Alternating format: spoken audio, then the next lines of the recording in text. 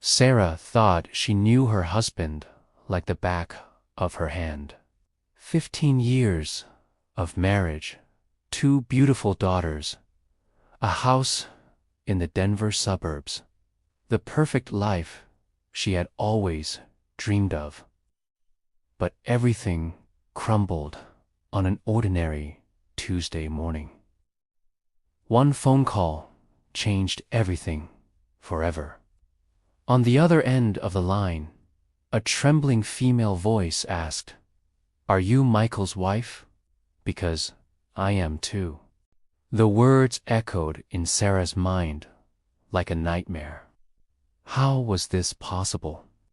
Michael traveled a lot for work, but she never imagined that. What she discovered after that phone call was much worse than any ordinary betrayal. Get ready for a story that will shake your beliefs about love and trust. Sarah Martinez had always believed she was lucky in love. At 42, she had been married for 15 years to Michael, an apparently devoted man who worked as a sales consultant for a major tech company. He traveled frequently: Chicago, Atlanta, Miami, always closing important deals that supported the family's comfortable lifestyle. The routine was predictable and comforting. Michael would leave Monday morning, return Thursday night, and weekends were dedicated to family. Sarah took care of their twin daughters, Emma and Sophie, who were 12, while managing her small decoration store in downtown Denver. Life seemed to be on track. On that fateful Tuesday, Sarah was organizing new products in her store when her cell phone rang. The number was unknown, with a Miami area code. She initially hesitated to answer. It could be another telemarketing call. But something made her accept the call. "Hello," Sarah said, continuing to organize the ceramic vases.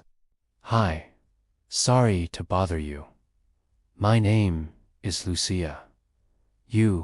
Are you Sarah Martinez?" Michael Martinez, his wife. Sarah's heart raced. Something in the woman's voice sounded desperate, broken. "Yes, that's me. Can I help you with something?" There was a long silence on the other end. Sarah could hear the woman's heavy breathing, as if she was gathering courage. "I'm also married to Michael." Sarah's world stopped. The vases slipped from her hands, shattering on the store floor. "What did you say? I know it's impossible to believe." "I wouldn't believe it either if someone called me saying this. But it's true. I've been married to Michael for 8 years. We have 2 children, a 7-year-old boy and a 5-year-old girl." This. This can't be true. You must be confusing people. "Sarah, I understand your reaction, but I need you to listen to me. Michael told me he was divorced, that his ex-wife had moved to Canada with the daughters. He showed me fake documents, manipulated photos. I discovered the truth yesterday when I found your wedding photo in his wallet." Tears began rolling down Sarah's face. 15 years of marriage, 15 years of absolute trust, were crumbling in a matter of minutes. "Where do you live?" Sarah managed to ask, her voice coming out as a whisper. In Miami. He told me he worked here, that he only traveled occasionally to other cities. Sarah, I have photos, documents, everything that proves I'm telling the truth. We can meet virtually right now, if you want. Sarah looked around her store, the space she had built with so much care, financed by her husband's professional successes. How many lies were there in her life? How many details she had never questioned were actually an elaborate farce. How did he manage to do this? How is it possible to maintain two families without anyone suspecting? Sarah asked, still trying to process the information. He's very smart, Sarah. He created a perfect routine. With me, he travels Thursday through Sunday to close deals. With you, he stays home on weekends. We read to women in love who blindly trusted the man we chose to share our lives with. Sarah closed her eyes, remembering all the times Michael came home, tired from his business trips. The expensive gifts he brought for the girls, the detailed stories about clients and contracts. It was all a lie. What do we do now? Sarah asked, feeling lost. We need to meet. We need to gather all the evidence. And we need to find out if there are other women. Sarah, I have a terrible suspicion that we're not just two. That last sentence echoed in Sarah's mind like thunder. The possibility that there were even more victims in Michael's web of lies was terrifying. How had the man she loved, who kissed her every night, who knew every detail of her body, managed to build such an elaborate double life? The phone slipped from her trembling hand. Her life, as she knew it, had just ended. Sarah could barely sleep that night. Michael was on another one of his business trips. Now she knew he was at home with Lucia and the other two children. Every detail of married life that had seemed normal before now took on a sinister meaning. The next morning, she called Lucia again. They had agreed to meet by video call to exchange information. Sarah settled in the home office, her hands still shaking. When the call connected, Sarah saw a beautiful woman with dark hair and swollen eyes from crying so much. Lucia seemed to be about her age, maybe a few years younger.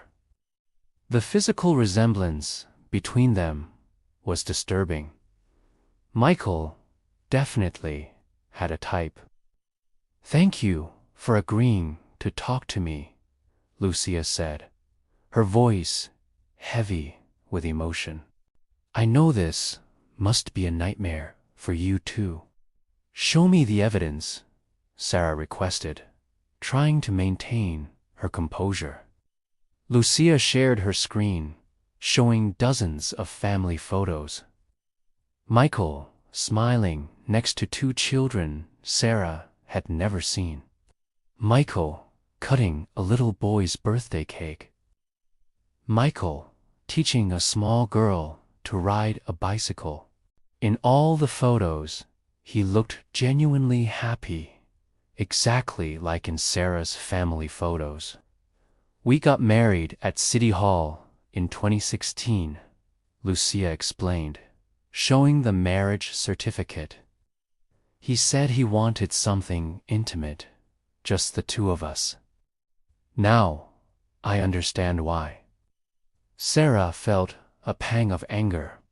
In 2016, she and Michael had renewed their vows in a beautiful ceremony in their backyard garden, celebrating 10 years of marriage. While she was planning that celebration with so much love, he was marrying another woman. "Lucia, I need to tell you something," Sarah said, taking a deep breath. "Last night, I couldn't stop thinking about some strange things I always ignored. Michael receives late-night calls that he says are from international clients. He has a separate phone for work that he never lets me touch. And there are the trips, ... "What trips?" Lucia asked, leaning closer to the camera. "Once a month, he goes to Las Vegas. He says it's for company conventions. He always stays 3 days." Lucia's face went pale. "Sarah, Michael never mentioned Las Vegas to me." Never. A chill ran down Sarah's spine. "Do you think that there's a third woman?" "Sarah, I'm almost certain of it." Both women fell silent, absorbing the magnitude of what they were discovering. Michael was unjust a man who maintained a double life. He was a compulsive liar who had turned polygamy into an art. "How are we going to find out?" Sarah asked. "I have an idea," Lucia said, her eyes shining with determination. "Michael comes home tonight. Right. To your house, I mean. Can you try to access his phone while he sleeps?" "I can try, but he's always been very careful with that phone." "Sarah, there's something else I need to tell you. Yesterday, before calling you, I went to his office here in Miami. Or rather, to what he says is his office." "And what did you discover?" "The address he gave me is of a commercial building, but there's no tech company there. It's a co-working space where anyone can rent a desk for a few hours." Sarah felt the ground collapse once more. "So he doesn't even work where he said he worked." "Sarah, I need to ask you a difficult question. How do you sustain yourselves? Where does the money come from?" That question hit Sarah like a punch in the stomach. Michael had always been responsible for the household finances. She had access to the accounts, but never paid much attention to the details. He received regular transfers that she assumed were his salary. I never questioned it. He always took care of everything. "Sarah, I think we need to go to the police." "Police? Why?" "Because I don't believe Michael is just an unfaithful man. I think he's a criminal. Think about it. He has multiple identities, fake documents, maintains different families in different cities. Where does all this money come from to support everything?" Sarah felt nauseous. The possibility that the man she slept with every night was not only a liar, but potentially a criminal was terrifying. "We need to act fast," Lucia continued. "If he suspects we've discovered him, he might disappear. And if there are other women involved, they need to know the truth, too."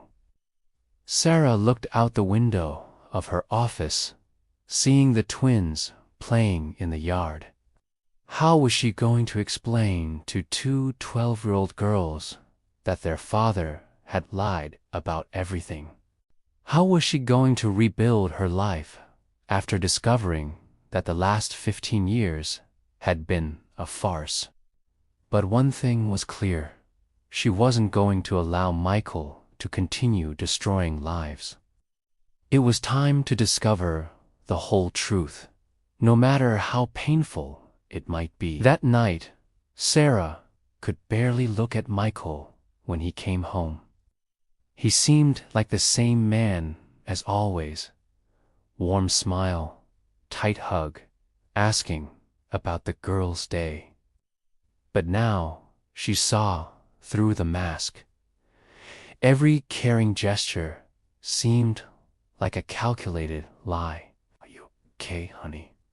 You seem tense," Michael said during dinner, gently touching Sarah's hand.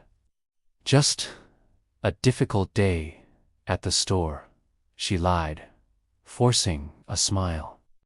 After the twins went to bed, Sarah waited for Michael to fall asleep. At 2 in the morning, she carefully took his phone from the nightstand. Her heart was beating so hard, she was sure he would wake up. What she found was worse than she had imagined.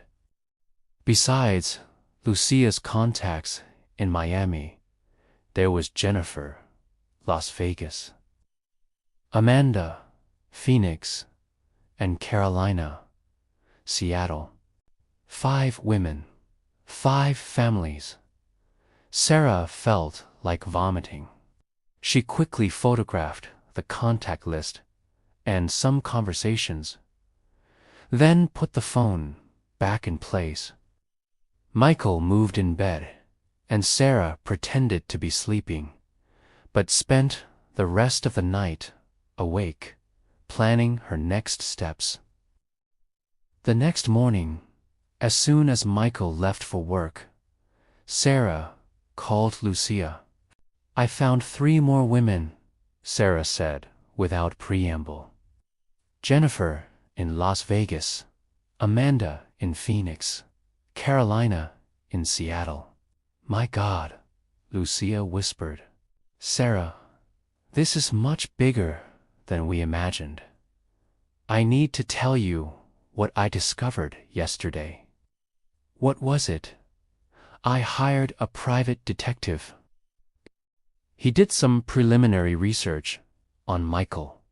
Sarah, his real name isn't Michael Martinez." Sarah felt her legs wobble. "What did you say?" "His real name is Marcus Silva. He has a criminal record for fraud in 3 different states." "Sarah, we were married to a professional criminal." Sarah's world collapsed once more. She had been married for 15 years to a man who didn't really exist. Did the detective manage to contact the other women? Sarah asked, trying to maintain her sanity. Yes, all of them agreed to participate in a video call this afternoon. "Sarah, each of them has a story similar to ours. He uses the same strategy, the same types of lies, even the same gifts." At 3 in the afternoon, Sarah was once again in front of the computer. But this time, it wasn't just her and Lucia. On the screen appeared Jennifer, a blonde about 35, who was crying discreetly. Amanda, a professional-looking brunette who seemed furious. And Carolina, a gray-haired woman who showed a mix of sadness and determination. "Girls," said Carolina, who seemed to be the oldest of the group, "I've been married to this man for 10 years. I have an 8-year-old daughter with him." Until yesterday, I thought I had the perfect life. Jennifer wiped her eyes and said, "He promised me we were going to move to a bigger house next year. He said he was saving money.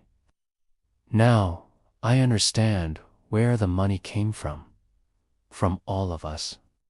Amanda, who was a lawyer, took the lead. "Girls, what he did is a federal crime. Bigamy, fraud, document forgery. We need to act in a coordinated way.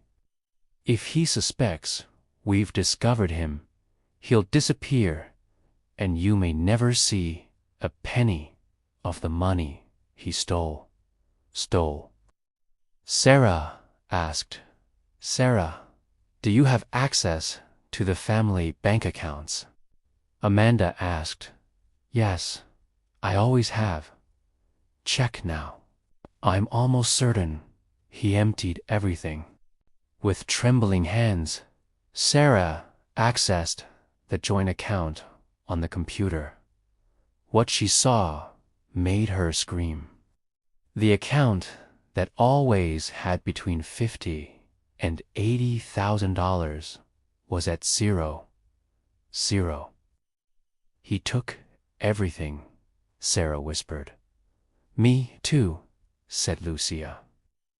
"I discovered it this morning." One by one, the other women confirmed. Michael had emptied all the accounts before disappearing. He had planned everything meticulously. "Where is he now?" Carolina asked. "Nobody knows," Amanda replied. "But it doesn't matter where he's hiding. We have enough evidence to catch him, and we will." Sarah looked at the other 4 women on the screen. All had been victims of the same emotional and financial predator.